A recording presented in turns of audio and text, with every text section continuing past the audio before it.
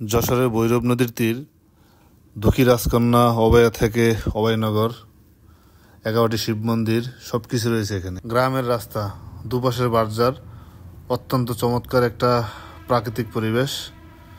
বারবার গাড়ি থামাচ্ছি আর মানুষকে জিজ্ঞেস করছি কিভাবে যাব। যে যেভাবে বলতেছে আমরা ঠিক সেই পথ ধরে যাইতেছি।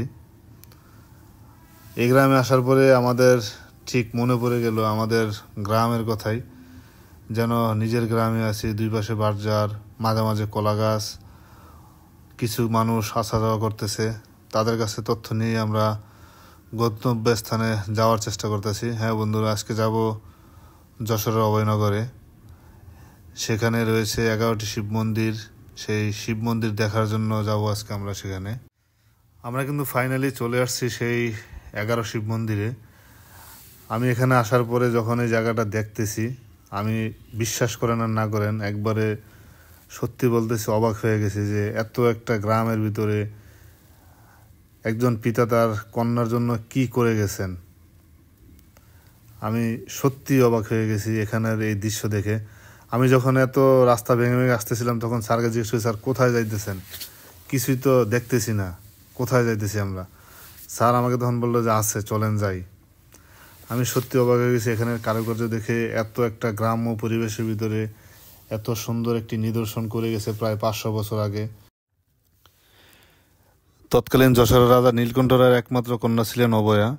ভৈরব নদীর তীরে ঘাটপাড়ের পাশেই ছিল রাজার দুর্গ। এখানকার প্রাকৃতিক পরিবেশের মাঝেই বেড়ে ওঠে রাজার নয়নের মণি অভয়া। যশোর রাজা নীলকণ্ঠ 1745 সাল থেকে 1764 সাল পর্যন্ত তার কন্যার আবদারে প্রায় 60 একর জমির উপর এখানে নির্মাণ করেন 11টি শিব মন্দির। এই মন্দিরগুলো যত দেখছি তত নিজের উপর মনে হয় বিশ্বাস হারায় ফেলতেছি। কি করে গেছেন তৎকালীন রাজা তার কন্যার জন্য, কি নিপুণ হাতে এত সুন্দরভাবে মন্দিরগুলো করে গেছেন। প্রায় 500 বছর আগের মন্দির। ওই যশোর বাড়ি নীলকণ্ঠ রায় জমিদার চাষরায় বাড়ি আর কি। ওনার মেয়েরে এখানে মন্দির করে দিয়েছিল। ওনার মেয়ের নাম হচ্ছে অভয়া। অভয়া, হ্যাঁ, এই জন্য এই গ্রামের নাম অভয়নগর। মানে এই উপজেলার নাম অভয়নগর। ওনার মেয়ের নামে হয়েছে। মেয়ের নাম হয়েছে। এই মন্দির উনি নির্মাণ করে দিয়েছে। হ্যাঁ, উনি আর কি মেয়ে বিয়ে দিছিল ছোট থাকতি, তো ওনার মেয়ে আর কি অল্প বয়সে স্বামী মারা যায় কিছুদিন পরে।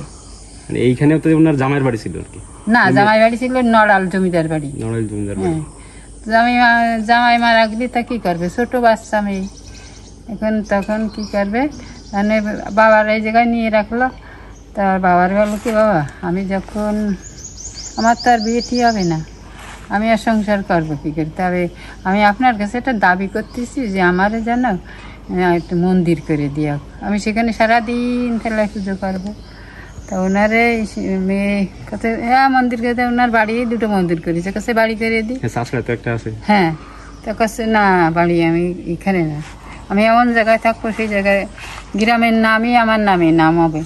তো ওই সেই আর কি ওনার বাবা এসে দেখে এই জায়গায় যে সময় মন্দির করেছিল লোক বসতি ছিল না, নীল চাষাত এই জায়গায়। হ্যাঁ, তখন আর কি ওনার মেয়ে বললো যে আমারে আপনি এই জায়গায় মেয়েরে নিয়ে আসলে এই জায়গায় করে দেবো। তা হচ্ছে হ্যাঁ। তো ওনার মেয়ে আর কি এই জায়গায় নদী আছে, সামনে তো নদীর ঘাট। হ্যাঁ হ্যাঁ, ঘাট আছে। তো ওনার ঘাট থাকতে ওনার বাবা পুকুর কাটিয়ে পাঁচিল দিয়ে আর কি বাড়িও করে দিয়েছিল। বাড়ি ছিল এইটাই দিই না। তারপরে উনি সেই মায়ের কথা মতন তা সে একটা সেই এই বড়রা প্রথমে করিল, কাছে বাবা আমি একটা না, আমি 11টা মন্দিরই পুজো করবো, মানে সারাদিন আমি ওই পুজো নিয়েই থাকবো। তাই আর কি ওনার মেয়েরে এই মন্দির করে মেয়েটা কি কত আগের কি এই বয়স কেমন? এই মন্দিরের বয়সে 500 বছর। 500 বছর। আর আপনারা কি মানে আমি দেখলাম আর কি আপনি পুজো করতেছিলেন, আপনারা কি পারিবারিক সূত্রে পূজাগুলো করে আসতেছেন? হ্যাঁ, আমরা পারিবারিক ভিত্তিতে, আমাকে ব্যক্তিগতই এখন আমরা ব্যক্তিগতভাবে আমরা নিজেরা যা পারি তাই আর কি বাবারে দিই। তারপরে পুজোর অনুষ্ঠান হয়, 34 মাসে একটা অনুষ্ঠান হয় দেল পুজো। তো ওই সময় আমার ছেলে গ্রামের ছেলেপেলেকে ডেকে ডুকে নিয়ে গ্রামের থেকে চাঁদা তুলে আর কি পুজো হয়। হ্যাঁ, 5 দিন ভাবে পুজো হয়। মেলা টাইপের কোনো কিছু? হ্যাঁ, মেলা হয় এখানে। মেলা এই মন্দির পিছনে মেলা বসে। আর কোন মন্দিরে? আর নামযজ্ঞ হয় বৈশাখ মাসে। বাকি মানে এই একটা মন্দিরই এখন ইয়ে আছে, বাকি হ্যাঁ। যে 10টা আছে 10টা তো কোনো না ওই ছিল 11টাই ছিল, এখন ওই তাও সব কটাই 3 দিন নাকি ভারতে নিয়ে গেছিল শুনলাম, ওনার মেয়েতে ভারতে চলে গেছিল, তা 3 দিন নাকি নিয়ে গেছিল, আর 8টাই ছিল। তা ওনার মেয়ে সেই 8টায় আমি পুজো করেছি, 8টা শিবই আমি পুজো করেছি। এখন কি হয় মানে সেগুলো আর সেই চুরি করে নিয়েছে বাবা, আমরা তো বুঝতে পারিনি তখন, এই দরজা মরজা ছিল না, ভাঙ্গা চূড়া দরজা, মানে সে আমরা এসে এনে বাগান ছিল এই চারিপাশে, এখন তো মনে করেন তত্ত্বাবধানের হাতে দিয়ে পরিষ্কার করেছে, তাই আর কি এখন একটু ইয়ে হয়েছে।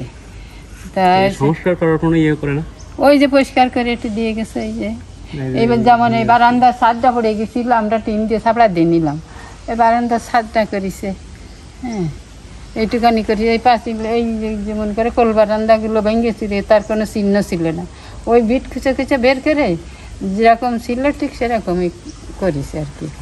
নতুন করে আর কোনো সংস্কার করে না, নতুন করে আর কোনো সংস্কার করিনি।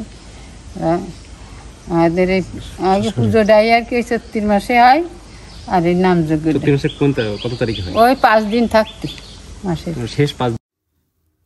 এখানকার লোকজনের সাথে কথা বলে জানা যায়, রাজার একমাত্র রাজকন্যা যখন ধীরে ধীরে বড় হইতে শুরু করলো, তখন দেশের বিভিন্ন জায়গা থেকে তার জন্য বিয়ার প্রস্তাব আসে, কিন্তু তার বংশের সাথে না মিলায় তিনি বিয়ে দিতে পারেন না। রাজা নীলকণ্ঠ ঠিক করলেন তখনকার সময়ের প্রভাবশালী নড়াইলের জমিদার বংশের পুত্র নীলাম্বর রায়ের সঙ্গে তার বিয়ে দিবে। রাজা নীলাম্বর রায়ের সঙ্গে তখন তার বিয়েও হয়, কিন্তু অত্যন্ত দুঃখের বিষয় হচ্ছে বিয়ের কিছুদিন পর কোনো এক অজানা দুরারোগ্য রোগে আক্রান্ত হয়ে অভয়ের স্বামী মারা যান। অভয়ের স্বামী মারা যাওয়ার কারণে তিনি খুব একাকিত্ব বোধ করেন এবং খুবই ভেঙে পড়েন। তখন তার পিতার কাছে আবদার করেন এসব মন্দিরের জন্য। এ রাজকন্যা ছিলেন শৈব অর্থাৎ মহাদেব শিবের উপাসক। সে সময় হিন্দু ধর্মে দ্বিতীয় বিয়ার নিয়ম না থাকার কারণে অভয় বাকি জীবন পূজা অর্চনা করে কাটাতে চান। এরপর রাজা এখানে নির্মাণ করেন 11টি শিব মন্দির। এই মন্দিরটির ভিতরে এখানে একটি শিবলিঙ্গ রয়েছে, যা এখানকার মানুষ এখনও পূজা করে। কিন্তু দুঃখের বিষয় হচ্ছে এখানের যেই শিবলিঙ্গটা আছে এটা তালা মেরে রাখতে হয় চোরের ভয়ে। কারণ এর আগে আমরা শুনতে পারছি যে 11টা শিব মন্দিরে 11টা শিবই ছিল, কিন্তু 11টার ভিতরে সম্ভবত 10টা চুরি করে নিয়ে গেছে। তাই বেশি সেফটির কারণে বা বেশি সেফটির জন্য এখনও এটারে তালা মেরে রাখতে হয়, না তো যে কোনো সময় যে কেউ নিয়ে যেতে পারে। এটা হচ্ছে আপনাদেরকে বাহিরের দৃশ্য দেখাইতেছি, মানে এটা দেখতেছি আর যত দেখি তত অবাক হইতেছি যে একজন পিতা তার কন্যার চাহিদা পূরণের জন্য কি করে। তাদের কাছে কন্যার চাওয়া পাওয়া যে কতটা গুরুত্বপূর্ণ ছিল, এই মন্দিরটা না দেখলে আমি কখনোই বিশ্বাস করতাম না। এখানে কিন্তু তেমন কোনো রাস্তাঘাট নাই, একটা নদী আছে, এর পাশে হচ্ছে ভৈরব নদী। হয়তো বা এই ভৈরব নদীর কারণে এখানে এই কারুকার্যটা করা সম্ভব হয়েছে, আমার মনে হয়। তা না হলে কখনোই এটা করা সম্ভব হইতো না যদি কোনো রাস্তাঘাট তো নাই, যদি এখানে এই ভৈরব নদী না থাকতো। দেখেন আমি পুরো ইয়েটা আপনাদেরকে একবারে দেখানোর চেষ্টা করলাম। উপরে শ্যাওলা পড়ে গেছে। এটা এখন বাংলাদেশ প্রত্নতত্ত্ব অধিদপ্তরের আওতায়, মাঝে মাঝে আইসা এটা পরিষ্কার করে দিয়ে যায়। তবে যতটুকু এটা পরিষ্কার করা দরকার ঠিক মনে হয় যে অতটুকু করা হইতেছে না। যদি এটুকু করা হইতো তাহলে উপরের সিনারিটা এরকম থাকতো না, আরও অনেক সুন্দর থাকতো মনে হয়। কিন্তু চারপাশের জায়গাটা মোটামুটি পরিষ্কার আছে।